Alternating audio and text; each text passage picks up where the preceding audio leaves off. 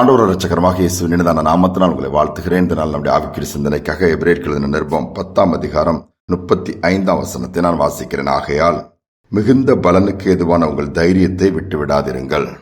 நமக்கு ஆண்டவர் மிகுந்த பலனை, மிகுந்த நன்மைகளை முன்பாக வைத்திருக்கிறார். ஆனால் அதை பெற்றுக்கொள்ள வேண்டும் என்று சொன்னால் அநேக பாடுகள், உபத்திரவங்கள் அதன் வழியாகத்தான் பிரவேசிக்க வேண்டியது இருக்கிறது. மோசேயுடைய வாழ்க்கையை பார்க்கும் பொழுது, எபிரேயர் 11ஆம் அதிகாரத்திலே வாசிக்கும் பொழுது, இனி வரும் பலன் மேல் நோக்கமாயிருந்து எகிப்திலிருந்து வருகிற பொக்கிஷங்கள் எல்லாம் பெரிதாக எடுத்துக்கொள்ளாமல் அது தேவையில் எடுத்துக்கிவிட்டு கிறிஸ்துவின் நிமித்தம் வருகிற நிந்தனைகள் எல்லாவற்றையும் பாக்கியம் என்று சொல்லி கருதி தன்னுடைய வாழ்க்கையை அர்ப்பணித்து ஓடுகிறதை பார்க்க முடிகிறது. பாடுகள், வேதனைகள் நிறைந்த நாட்கள் தான் நாம் வாழ்ந்து கொண்டிருக்கிறோம்.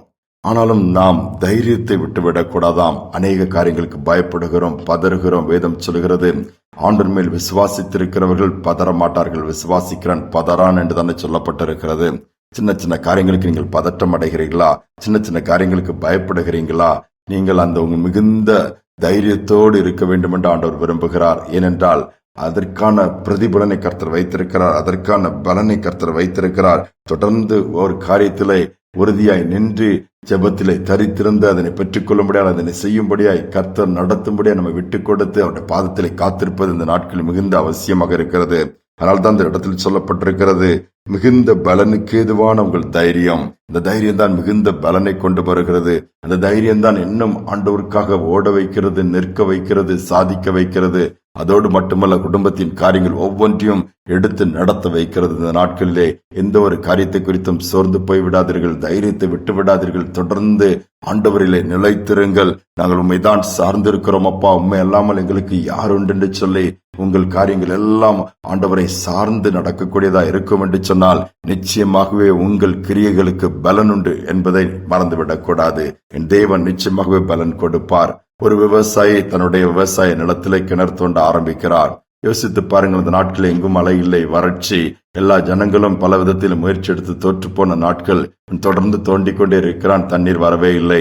ஜெபிக்கிறான், திருப்பி தோண்டுகிறான். ஊர் ஜனங்கள் எல்லாம், அப்பா நாங்களெல்லாம் முயற்சி எடுத்து பார்த்து விட்டோம், போர் போட்டு விட்டோம், எல்லாம் பண்ணிவிட்டோம், எவ்வளவோ ஆழமாய் போட்டுமே ஒன்றுமில்லை, ஏன் உன்னுடைய பலனை எல்லாம் வீணாக்குகிறாய், உன்னுடைய பிரயாசத்தை எல்லாம் வீணாக்குறாய் என்று சொல்லி பார்த்தார்கள். இவன் ஜெபித்து விட்டு தொடர்ந்து நம்பிக்கையோடு அந்த காரியத்தை செய்து கொண்டே இருந்தான். அநேகர் பரிகாசம் பண்ண ஆரம்பித்து விட்டார்கள். அநேகர் சோர்ந்து போகக்கூடிய வார்த்தைகளை சொன்னாலும் கூட இவன் சோர்ந்து போகவில்லை, தைரியத்தை விட்டுவிடவில்லை. ஒரு நம்பிக்கையோடு கூட நான் இவ்வளவு பிரயாசப்படுகிறதுக்கு பிரதிபலன் நிச்சயமாக கர்த்தர் கொடுப்பார் என்று சொல்லி செய்ய ஆரம்பித்தானாம். திரும்ப போகும்போது அடுத்து ஒரு பாறை வந்து விட்டது.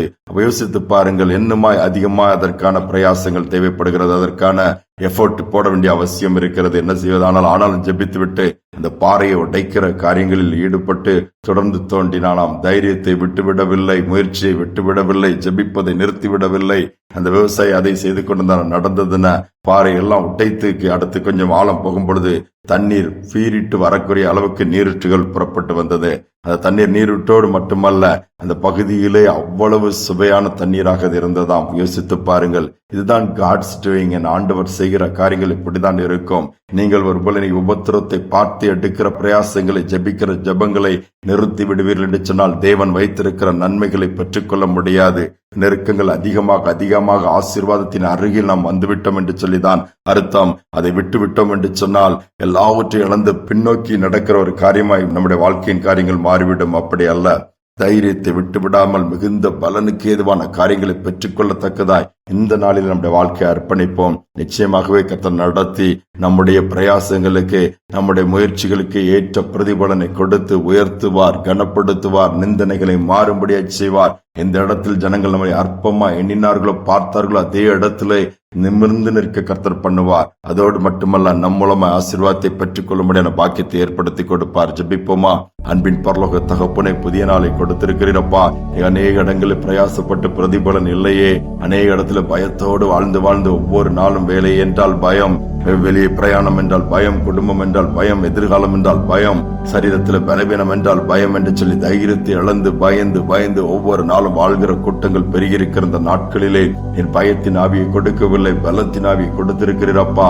மிகுந்த தைரியத்தோடு வாழ வேண்டும் என்று சொல்லி நீர் விரும்புகிறீர். பலம் கொண்டு திடமனதா இருந்து சொல்வது போல இந்த நாளில தைரியத்தோடு தொடர்ந்து போராடத்தக்கதாய், தைரியத்தோடு தொடர்ந்து முன்னேறத்தக்கதாய், தைரிய தைரியத்தோடு பிசாசை எதிர்த்து நிற்கத்தக்கதா மிகுந்த பலனுக்கு ஏதுவான அந்த தைரியத்தை நாங்கள் விட்டு விடாதபடி நீர் அந்த தைரியத்தினால், பலத்தினால், சத்துவத்தினால் அதை கேட்டுக்கொண்டிருக்கிற ஒவ்வொரு பிள்ளைகளையும் நிரப்பும்படியா ஜெபிக்கிறேனப்பா. இன்னும் வேதனையோடு போராடி கொண்டிருக்கிற பிள்ளைகளை நினைவு கூறுங்க. மருத்துவமனையிலே வியாதியோடு அல்லது மரணத்தோடு போராடி இருக்க பிள்ளைகளும் கரம் தொடுவதாக ஒரு தொடுதல் போதுமப்பா. சுயநினைவு இழந்திருக்கிற பிள்ளைகள் எல்லாம் போல சுயநினைவு திரும்பும்படியாய் ஒரு தொடுதலை கொடுங்கப்பா. ஒரே ஒரு தொடுதல் போதும். ஐயோ பயந்து போய் என்ன ஆகுமோன்னு சொல்லி பயந்திருக்கிற பிள்ளைகளுக்கு அந்த பயத்தை எடுத்து போட்டு கர்த்தர் சூழலை மாற்றுவார் என்கிற நம்பிக்கையை ஆழமாய் நீர் இருதயத்துக்குள் அனுப்புவீராக. செய்வதற்காய் ஸ்தோத்திரம். இந்த நாள் முழுவதும் பிரசன்னம் நிறைந்திருக்க நீர் வழி செய்வதற்காக ஸ்தோத்திரங்களை தாழ்த்தி ஒப்புக் கொடுக்கிறோம். துதி கன மகிமை ஏற்றுக்கொள்ளும் இயேசுவின் நாமத்தில் வேண்டிக் கொள்கிறோம் நல்ல பிதாவே. ஆமேன், ஆமேன். நமக்கு தேவன் கொடுத்த அந்த தைரியத்தை இழந்து விடாதபடி மிகுந்த பலனுக்கான அந்த தைரியத்திற்காக தொடர்ந்து நாம் அதை விட்டு விடாமல் அதில் நிலைத்திருக்கக்கூடிய பாக்கியத்தை கர்த்தர் நமக்கு கொடுப்பார். இந்த சிந்தனையோடு இந்த நாளை தொடருவோம். மீண்டும் நாளை தினம் சந்திப்போம்.